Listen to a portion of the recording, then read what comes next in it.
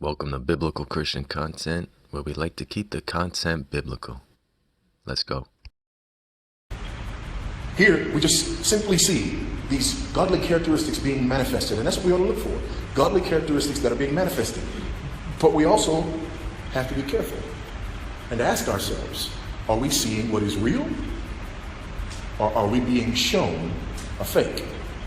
Two ideas. One, make sure that we're attracted to that which is real. Make sure that we're attracted to that which is real.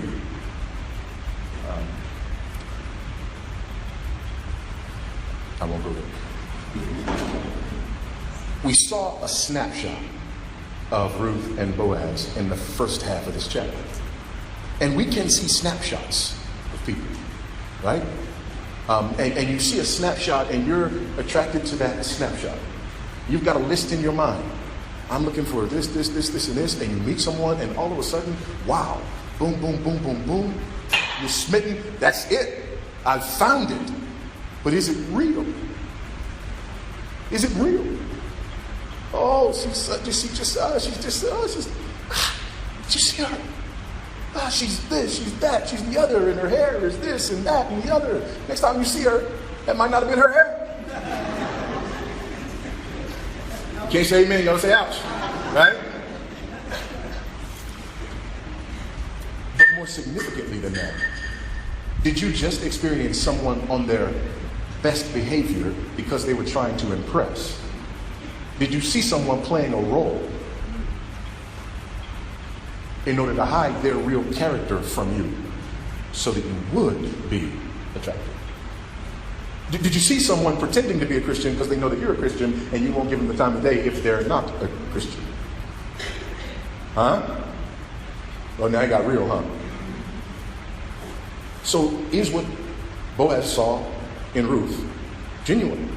Is what Ruth saw in Boaz genuine? And here we see a picture of that. Remember, from Boaz, what did she see? Provision, protection, and kindness. That's what was there in that initial encounter. But as they get to know each other, is this real? Look at verses 14 to 16. Mealtime, Boaz said to her, "Come here and eat some bread and dip your morsel in the wine." So she sat beside the reapers, and he passed to her roasted grain, and she ate until she was satisfied, and she had some left over. When she rose again, Boaz instructed his young men, saying, "Let her glean even among the sheaves." By the way, you're supposed to just glean after the sheaves are done, right? There's a harvest and the sheaves, right? And after everything is finished, then the poor get to come and glean what's left. He says, not this one. Not this one. She gets to glean not just what's left, but she gets to glean from the best, from the choice.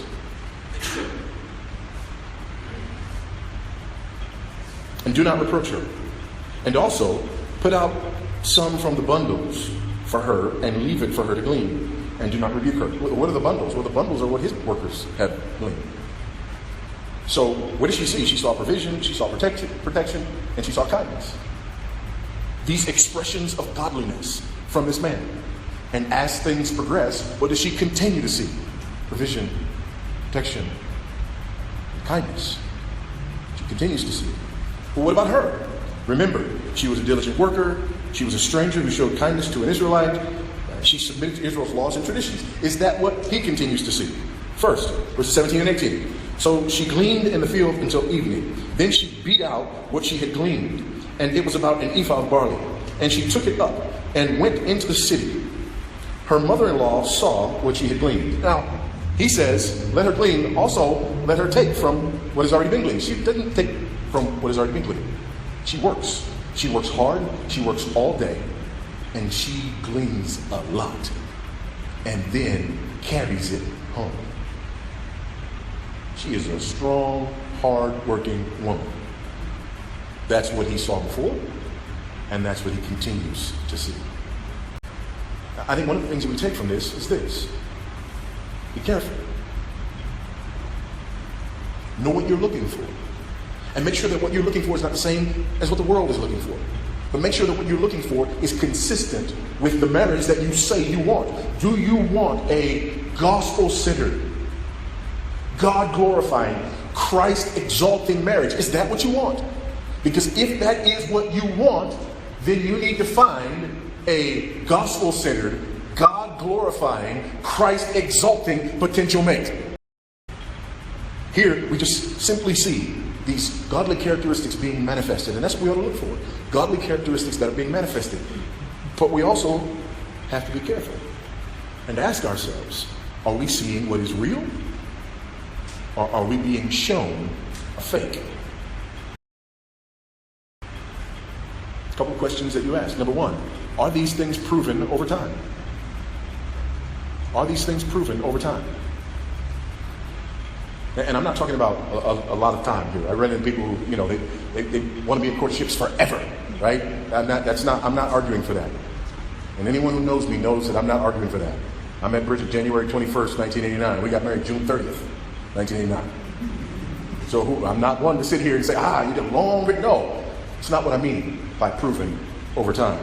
I mean, is this something that is consistent in the person's life as you continue to examine and as others continue to examine?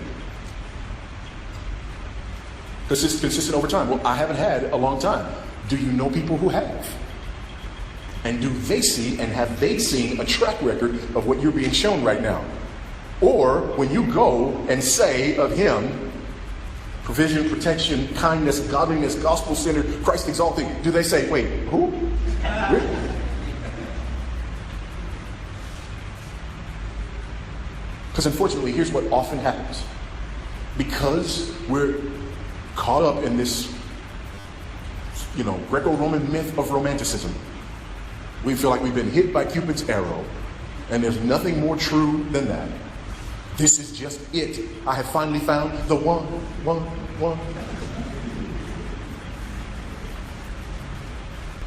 People bring you a troubling report, and your tendency is to look at everyone, young people, I'm talking to you, to look at everyone as haters.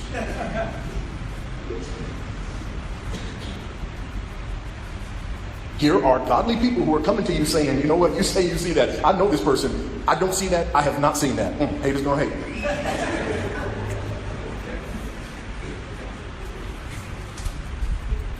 Because your feelings and your surface level attraction is what is governing and guiding. Because you really don't want gospel-centered, Christ-exalting, God-honoring. You just want to not be alone anymore.